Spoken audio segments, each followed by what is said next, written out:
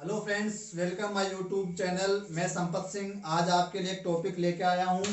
मानव में गुणसूत्रीय विकृतियाँ, यानी कुछ सिंड्रोम हो जाते हैं मानव में, तो उन विकृतियाँ, उन असामान्यताओं के बारे में आज का हमारा वीडियो है।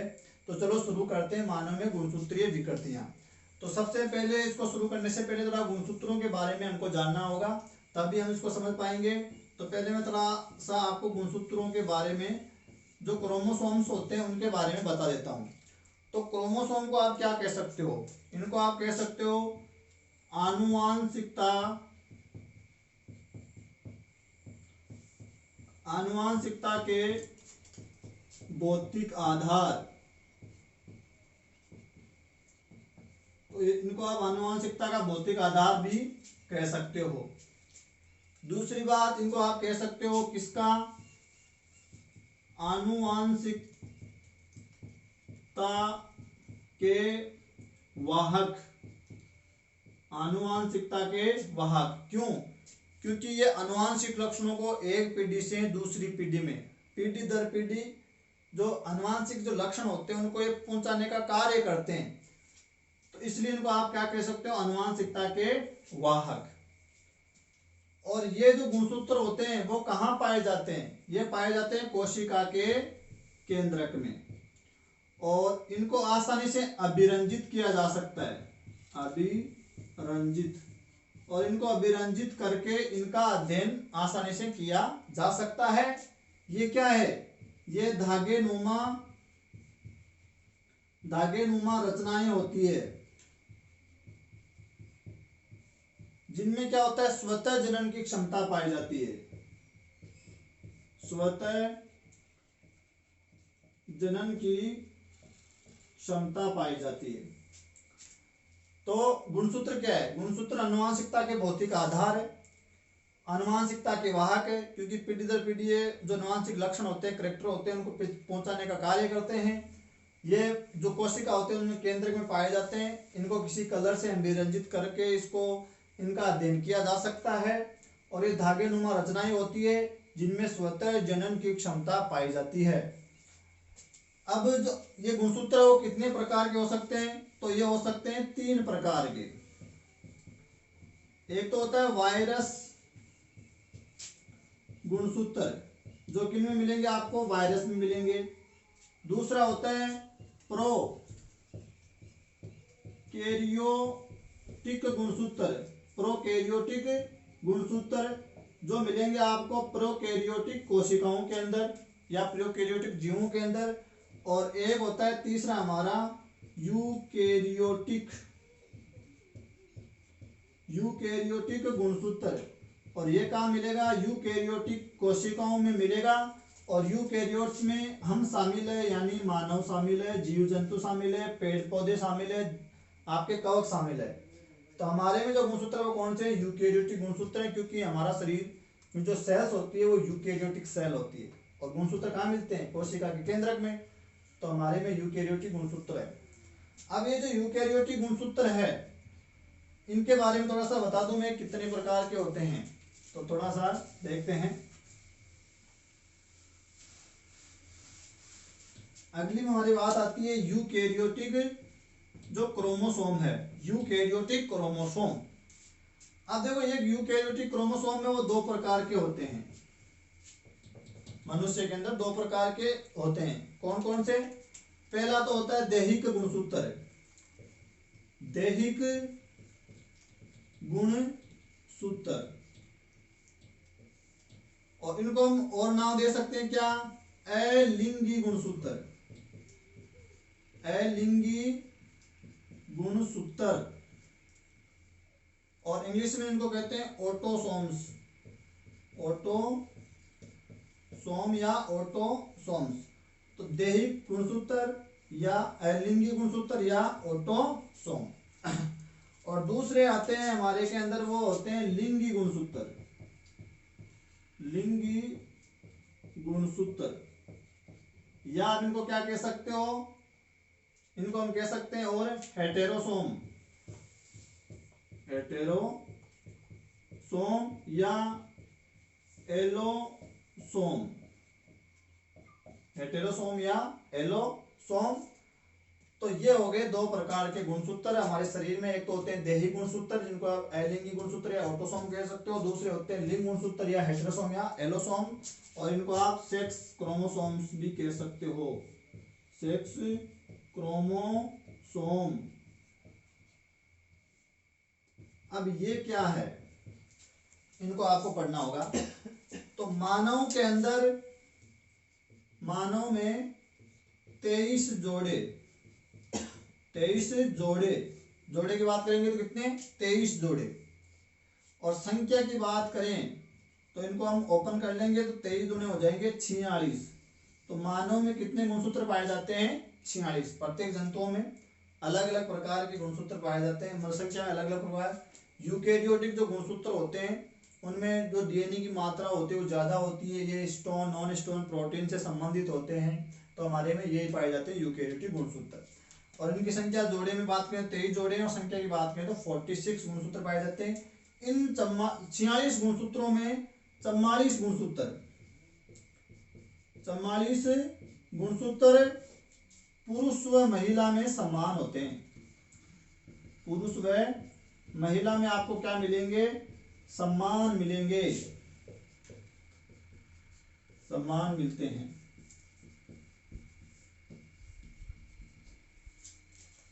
मनुष्य के अंदर 46 गुणसूत्र है, यानी 23 जोड़े गुणसूत्र है। उनमें से 44 गुणसूत्र यानी 22 जोड़े जो गुणसूत्र है वो पुरुष और जो महिला है उन दोनों में क्या मिलते हैं, समान मिलते हैं। उन गुणसूत्रों को क्या कहते हैं, देही गुणसूत्र या अलिंगी गुणसूत्र, क्योंकि लिंग का निर्धारण नहीं करते हैं, या समान है इसलिए ऑटोसोम। तो ये तो हो गए हमारे देही गुणसूत्र। अब 44 ही हो गए या 22 जोड़े हो गए, एक जोड़ा बच गया या दो गुणसूत्र बच गए। तो पीछे दो जो गुणसूत्र बचते, दो गुणसूत्र या एक जोड़ा गुणसूत्र, वो क्या होते हैं, पुरुष में और महिला में अलग अलग होते हैं। तो पुरुष की बात में करूं तो पुरुष में तो होते हैं एक्स और वाई, और महिला की मैं बात करूं तो महिला में होते हैं एक्स एंड एक्स। इन गुणसूत्रों को कहते हैं लिंगी गुणसूत्र, सेक्स क्रोमोसोम, यानी ये क्या कर रहे हैं, लिंग का निर्धारण कर रहे हैं। इन गुणसूत्र से क्या होता है, लिंग का निर्धारण होता है, लिंग का निर्धारण, यानी होने वाला जो बच्चा है वो लड़की होगा या लड़का होगा। उनका निर्धारण कौन करते हैं, लिंगी गुणसूत्र ये करते हैं, एक्स वाई और ये एक्स। महिला के अंदर जो दोनों सेम ही होते हैं लिंग गुणसूत्र एक्स एक्स, लेकिन पुरुष में थोड़े अलग अलग होते हैं, और वो लिंग गुणसूत्र कौन कौन से होते हैं, एक्स और वाई वाले। इनका आकार अल्फाबेट के एक्स और वाई से मैच करता है, इसलिए इनको एक्स वाई नाम दिया गया है। इसमें एक्स वाला जो गुणसूत्र है वो तो होता है बड़ा, और वाई वाला गुणसूत्र होता है वो होता है छोटा।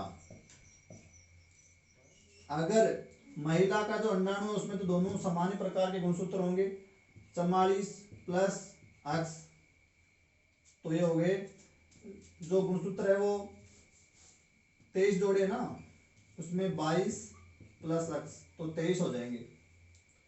तो ये मान लो कोई अंडा है जिसमें 22 प्लस एक्स, दो प्रकार के अंडे तो बनेंगे, एक अंडा बनेगा, क्योंकि दूसरे अंडे में भी क्या मिलेंगे, 22 प्लस एक्स, क्योंकि दोनों में समान ही एक्स गुणसूत्र है। लेकिन पुरुष है वो दो प्रकार के शुक्राणु पैदा कर सकते हैं, कौन कौन सा, 22 प्लस एक्स वाला और 22 प्लस वाई वाला। अगर एक्स वाला गुणसूत्र अंडाणु से मिलता है तो क्या बन जाएगा, 22 और ये 22 तो हो गए कितने, 44 प्लस एक्स और एक्स, तो होगी लड़की। और अगर वाई वाला गुणसूत्र अंडाणु को निषेचित करता है तो 22 गुना 44 प्लस एक्स और वाई तो होगा लड़का। तो पुरुष जिम्मेदार होता है लिंग के निर्धारण के लिए, यानी वाई वाला जो छोटा गुणसूत्र है वो वाला। इस प्रकार जो है लिंग का निर्धारण होते हैं, तो इनको कहते हैं लिंगी गुणसूत्र या हेटेरोसोम एलोसोम, और ये इस प्रकार पाए जाते हैं। चलो ये हो गए।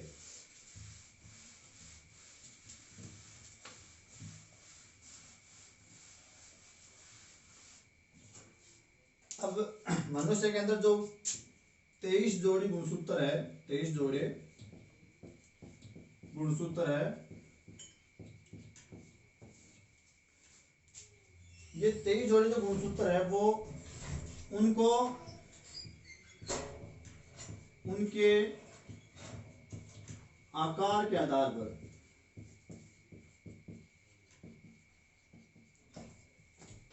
पर जमा लिया गया है या व्यवस्थित कर दिया गया है।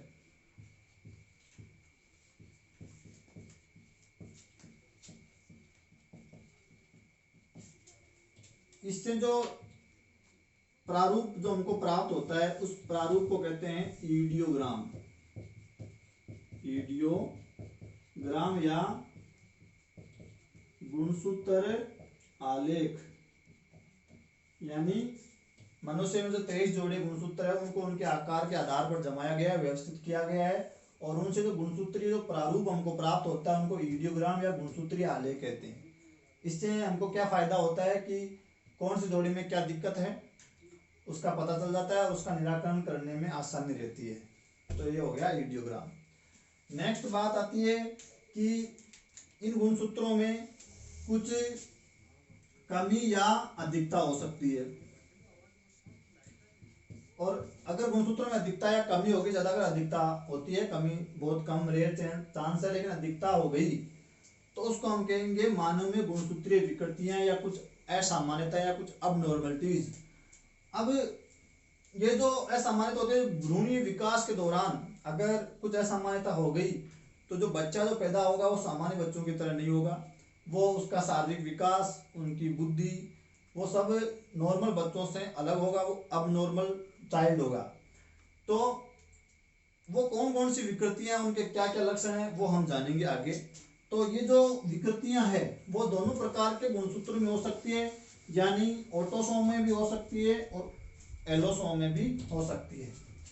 तो ये विकृतियां दोनों प्रकार के जो गुणसूत्र उनमें लिंगी और अलिंगी दोनों में हो सकती है। तो पहले हम पढ़ेंगे ऑटोसोमल यानी लिंगी गुणसूत्र या देही अलिंगी गुणसूत्र या देही गुणसूत्रों, ऑटोसोमल असामान्यताएं।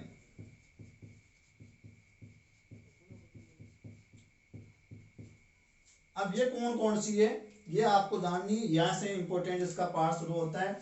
और इसके अंदर जो फर्स्ट आती है वो आती है डाउन सिंड्रोम। डाउन सिंड्रोम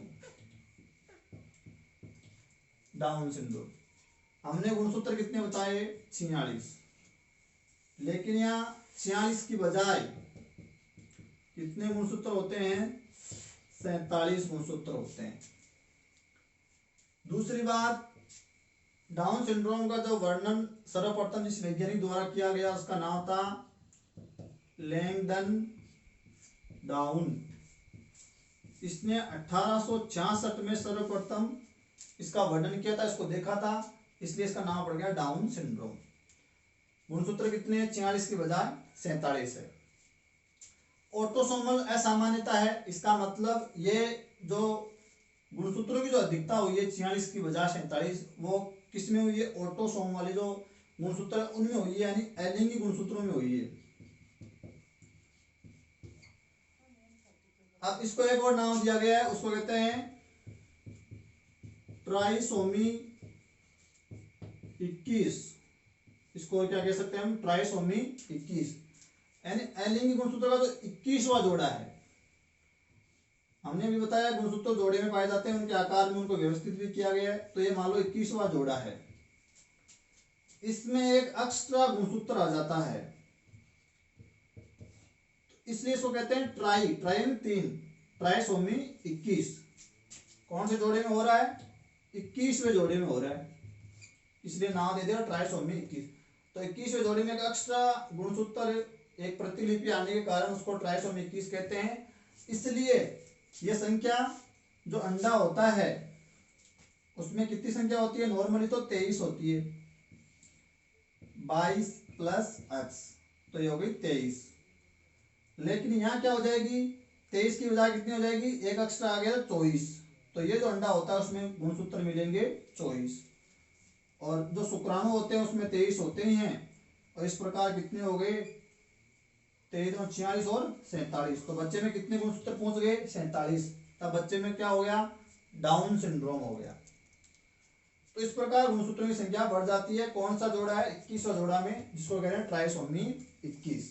अब ये होता क्यों है? इसके 2-3 कारण हैं। पहला तो है अंड जनन के दौरान, अंड जनन के दौरान क्या होता है? अर्धसूत्री विभाजन होता है, अर्धसूत्री विभाजन। और अर्धसूत्री विभाजन के दौरान क्या होता है?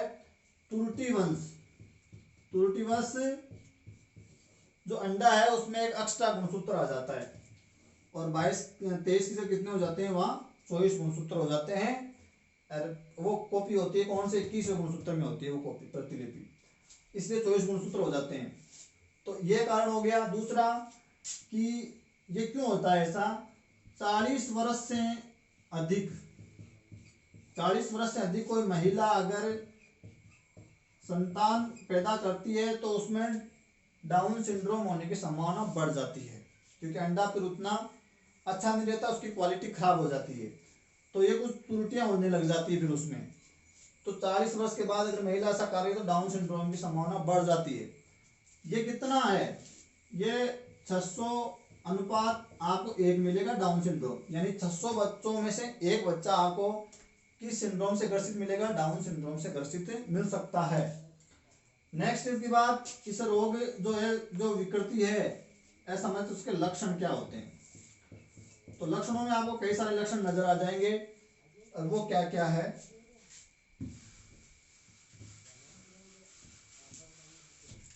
पहला लक्षण, जो पीड़ित है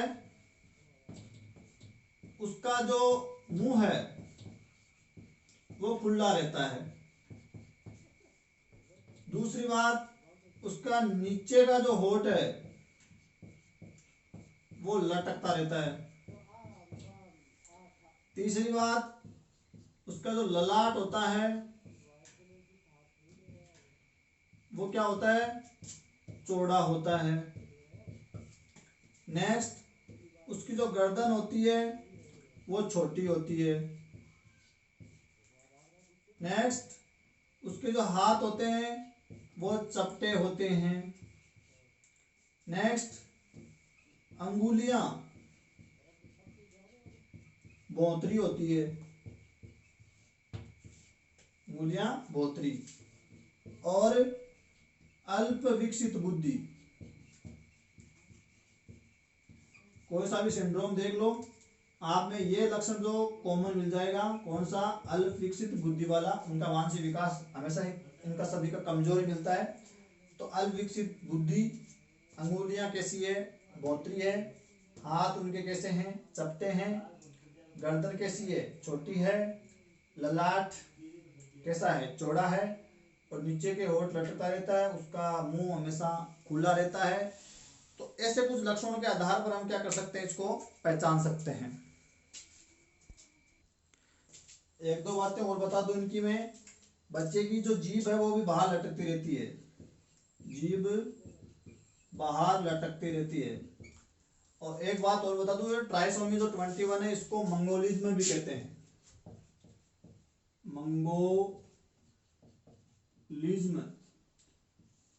तो डाउन जो सिंड्रोम है उसका अन्य नाम आप क्या दे सकते हो?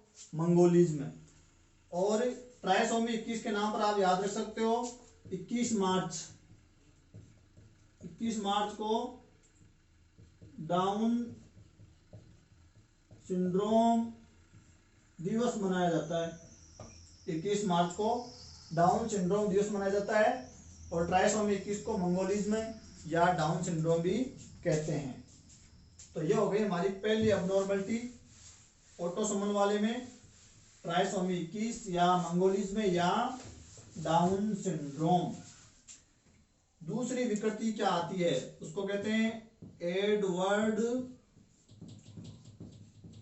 Syndrome, Edward syndrome. ये क्या है? देखो ऑटोसोमल है तो एलिंगी गुणसूत्रों में भी कुछ फेरबदल होने वाला है, यहाँ संख्या उनकी बढ़ने वाली है।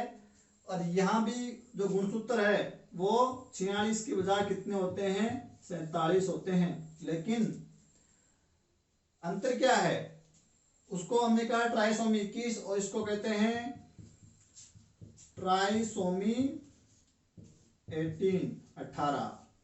आपके समझ में आ गया होगा। ट्राइसोमी 18 का मतलब क्या है, 18वां जो जोड़ा है गुणसूत्रों वाला, ये 18वां जोड़ा है मान लो, उसमें एक एक्स्ट्रा गुणसूत्र आ जाता है, 18वें जोड़े में एक अतिरिक्त गुणसूत्र आ जाता है, इसलिए इसको कहते हैं ट्राइसोमी 18। तो वही बात यहां भी अंडे में कितने गुणसूत्र हो जाएंगे, मतलब जो टोटल गुणसूत्रों की संख्या बढ़ जाएगी और वो कितने हो जाएंगे, 23 होते हैं उसकी बजाय 24 हो जाएंगे, और 24 और 23 मिलेंगे तो ये हो जाएंगे वापिस 47। तो ये इसको आप एडवर्ड सिंड्रोम को क्या कह सकते हो, ट्राइसोमी 18 या 18 गुणसूत्र में एक्स्ट्रा गुणसूत्र जुड़ने के कारण एडवर्ड सिंड्रोम होता है। और इसके लक्षण क्या होते हैं, अल्प विकसित बुद्धि और अंगुलियों का असामान्य विन्यास।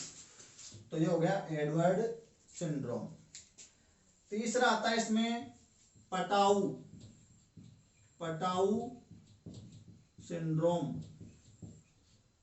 और पटाऊ सिंड्रोम को कहते हैं ट्राइसोमी 13। तो बात समझ में आ गई होगी, जो गुणसूत्रों का जो 13वां जोड़ा है उसमें एक एक्स्ट्रा गुणसूत्र आ जाता है, इसलिए इसको कहते हैं पटाऊ सिंड्रोम या ट्राइसोमी 13। तो यहाँ भी गुणसूत्रों की संख्या 46 की बजाय कितनी होती है, 47। तो यहाँ एक्स्ट्रा गुणसूत्र कौन से जोड़े में आ रहा है, 13वें जोड़े में आ रहा है, तो इसको कहते हैं पटाऊ सिंड्रोम या ट्राइसोमी 13। अब आता है कुछ विविध संरचनात्मक असामान्यताएं, वो इसी में ही है, विविध संरचनात्मक असामान्यता। और इसमें हम शामिल करेंगे क्राइडुचेट यानी केट क्राई सिंड्रोम। तो यहां देखो ऑटोसोमल असामान्यता है, लेकिन ये विविध संरचनात्मक असामान्यता यानी संरचना में परिवर्तन आएगा न कि संख्या में। तो गुणसूत्र के अंश विशेष में, अंश विशेष के विलोपन के कारण, तो ये कब होती है समस्या, क्राइडुचेट सिंड्रोम वाली, गुणसूत्र के अंश विशेष का विलोपन हो गया। जैसे ये होता है 45वां जो गुणसूत्र, उसका अंश जो होता है, कोई भाग है वो टूट के विलोपित हो जाता है, नष्ट हो जाता है, कहीं इधर उधर चिपक जाता है, तब कौन सा सिंड्रोम पैदा होता है, क्राइडुचेट सिंड्रोम या केट क्राई सिंड्रोम। केट यानी बिल्ली, क्राई यानी चिल्लाना, यानी जो बच्चा होता है वो तेज आवाज में रोता है, तेज आवाज में रोता है, और वो भी कैसा, बिल्ली के जैसा। तो बच्चा बिल्ली की तरह तेज आवाज में रोता है, इसलिए नाम पड़ गया इसका केट क्राई सिंड्रोम या क्राइडुचेट सिंड्रोम। और ये विविध संरचनात्मक असामान्यता है, वो भी किसकी, ऑटोसोमल असामान्यता की। और इसमें गुणसूत्र के किसी अंश विशेष का विलोपन होने के कारण होता है, और ये खासकर होता है कौन सा, 45वां गुणसूत्र के अंश विशेष के विलोपन के कारण। तो ये हो गई हमारी ऑटोसोमल असामान्यताएं। अब हम पढ़ेंगे एलोसोमल असामान्यताएं, यानी लिंग गुणसूत्रों में होने वाली असामान्यताएं, ये ज्यादा होती है। लिंग गुणसूत्रों में होने वाली असामान्यताएं ज्यादा होती है, अब नॉर्मलिटी ज्यादा होती है, संख्या इनकी आपको हमेशा ज्यादा मिलेगी। तो कौन कौन सी है, तो पहला हम पढ़ेंगे यहाँ, वो है टर्नर सिंड्रोम, टर्नर सिंड्रोम। और टर्नर सिंड्रोम की जो पीड़ित होती है वो हमेशा ही एक महिला होती है। टर्नर सिंड्रोम के पीड़ित हमेशा ही क्या होती है, एक महिला होती है। वैसे नॉर्मली महिलाओं में मैंने गुणसूत्र क्या जोड़ा जो होता है, देखो एक बात बता दूं मैं आपको, जो पुरुष होते हैं उनमें जो गुणसूत्र होते हैं वो कैसे होते हैं, सामान्य स्थिति में 44 प्लस XY, तो 44 45 46, 44, 45, 46, ये बड़ा वाला, ये छोटा वाला, और हो गए 46। और जो महिला होती है उसमें कैसे होते हैं, 44 प्लस लिंग गुणसूत्र क्या होते हैं, समान होते हैं। तो 44, 45, 46, ये हो गए 46। ऐसे हमें गुणसूत्र पाए जाते हैं सामान्य स्थिति में। लेकिन अब नॉर्मलिटीज में क्या होता है, टर्नर सिंड्रोम में महिला में होती है, इसकी पीड़ित हमेशा कौन होती है, महिला। तो यहाँ 44 प्लस x 0, यानी यहाँ एक जो अक्ष गुणसूत्र है वो गायब हो जाता है, कम पड़ जाता है। अब इनको गिनेंगे तो 44 और एक 45, क्योंकि 0 हो गया, कम हो गया। तो यहाँ इसमें गुणसूत्रों की संख्या कितनी मिलेगी, 46 की बजाय 45 मिलेगी। किसमें, टर्नर सिंड्रोम में। पीड़ित कौन होती है, हमेशा एक महिला होती है। तो यहाँ ये इनका प्रारूप होगा 44 प्लस x 0, क्योंकि एक अक्ष कम हो जाता है इसमें, एक जो दो अक्ष होते हैं उनमें से एक अक्ष कम हो जाता है लिंग गुणसूत्र वाला, और यहाँ गुणसूत्र बच जाते हैं 45। दूसरी बात आती है इसके क्या लक्षण है। तो महिला है तो इसका आधार पर आप अटैच करके रख सकते हो। वो क्या होती है, कद उसका क्या होता है, छोटा होता है। दूसरी बात, अल्प विकसित स्तन, स्तन ग्रंथियों का अल्प विकास होता है। तीसरी बात, जो लैंगिक विकास है वो देरी से आता है। तीसरी बात, ये जो महिलाएं होती है वो कैसी होती है, बांझ होती है, बच्चा पैदा नहीं कर सकती। तो कद छोटा है, अल्प विकसित स्तन है, लैंगिक विकास देरी से आता है, बांझ होती है, और गले में मतलब जाल नुमा वेब लाइक त्वचा होती है, गले की जाल नुमा वेब लाइक त्वचा होती है। और एक जो हमने कॉमन बताया था, मंद बुद्धि, या आप कह सकते हो इसको अल्प विकसित बुद्धि इनमें पाई जाती है। तो इन लक्षणों के आधार पर टर्नर सिंड्रोम को पहचाना जा सकता है। और ये जो टर्नर सिंड्रोम है उसमें अनुपात हमको क्या मिलेगा, कितना अनुपात हमको मिलता है, तो ये मिलता है 3000 अनुपात 1, यानी 3000 बच्चे जब पैदा होते हैं तो एक बच्चा टर्नर सिंड्रोम लिए हुए पैदा हो सकता है। ओके, एलोसोमल सामान्यता में हम दूसरा हम पढ़ेंगे, वो है क्लाइनफेल्टर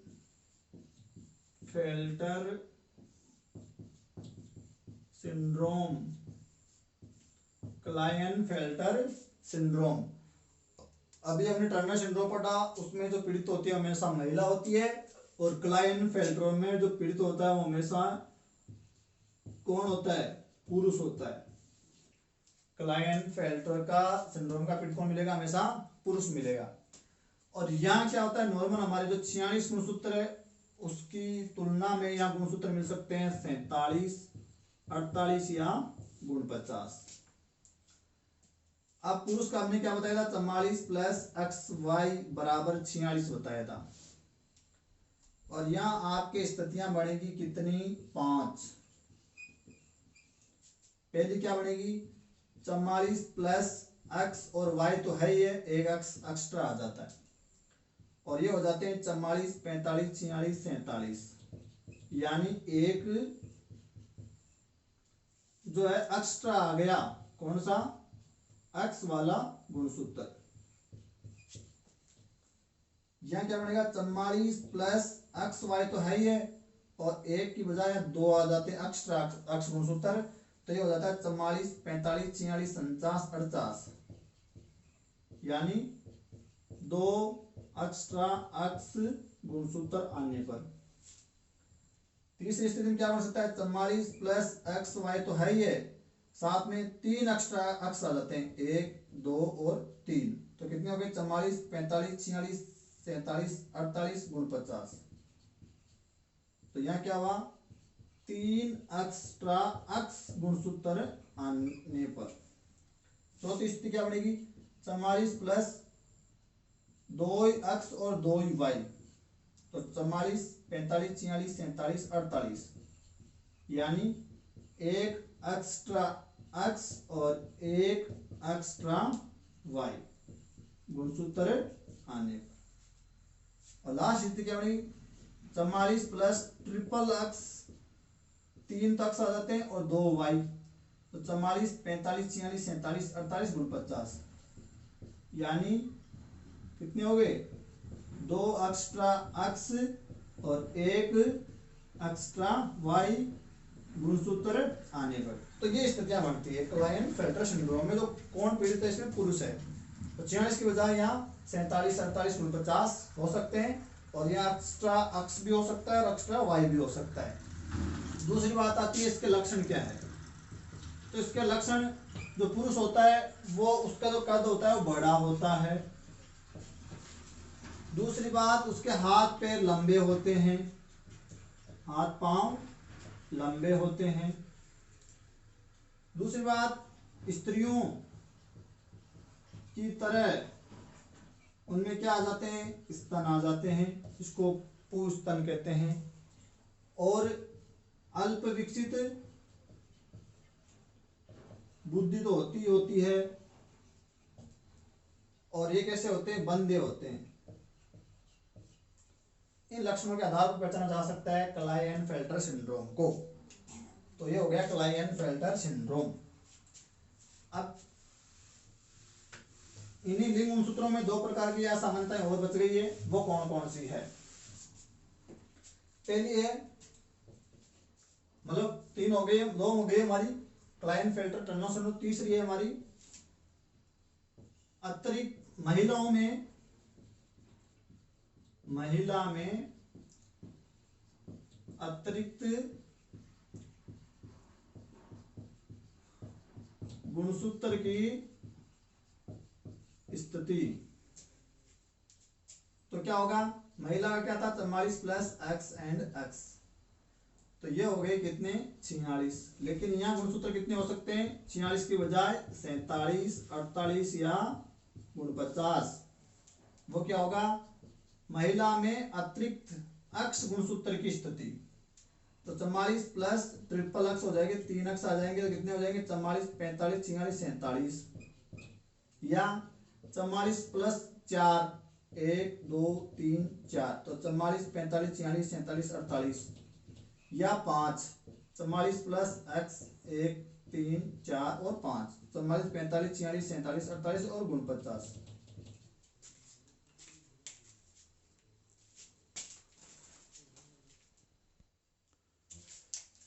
सॉरी, वो लाइट चली गई थी। तो ये हो जाएगा 44, 45, 46, 47 और गुण 50।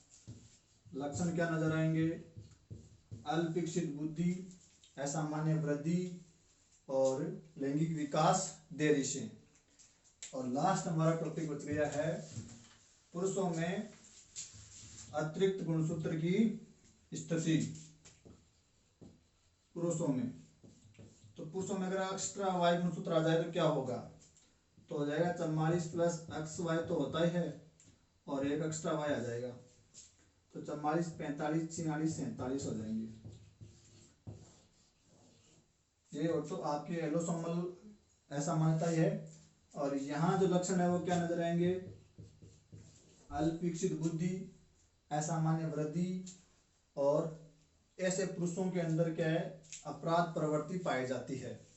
आशा करता हूँ वीडियो समझ में आया होगा। कुछ समझ में नहीं आया तो वो आप कमेंट करके हमको पूछ सकते हैं। धन्यवाद।